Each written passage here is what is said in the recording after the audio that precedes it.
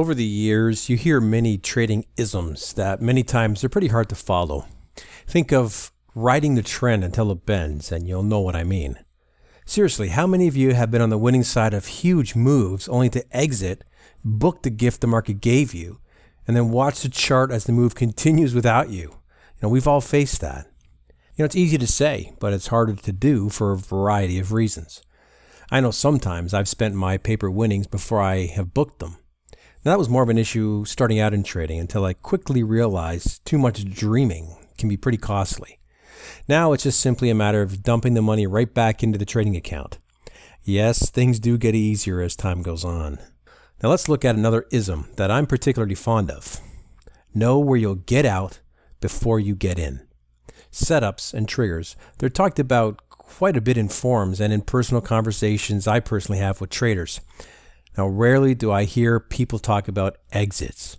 Now, everyone has their own take, but I believe it's the exits that are the most important part of a trade. Now, how you manage exits will be the deciding factor on your potential for trading success. Without a defined exit, your loss will quickly become painful to your account. And on the flip side, how do you know when to stop giving back profits? Have you ever been in a trade that was in profit and then seen it turn negative? I have.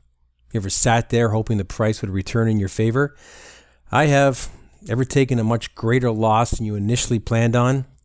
Guilty. Have you ever jumped out of a trade because of the profit itch only to see a bigger move? I've done that. Now, exits must be defined in your trade plan. The only way to define your risk is to have a point where you'll exit the trade.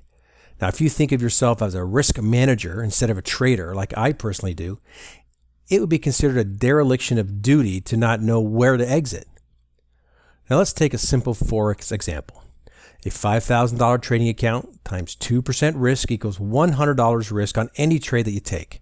Now, if you know that you can risk $100, you must know what the maximum adverse price move can be before you hit that amount. That's not hard to figure out, and it baffles me why many people don't take this step. Sell your losers is a great quote to hang above your trading desk. Knowing your exit will allow you to understand how many contracts and the size of the contract, in Forex, micro, mini, or standard, that you can buy or sell to limit your risk to your defined risk tolerance. If you are the type of person who needs absolute control over every detail, like a control freak, skip trading as a career choice.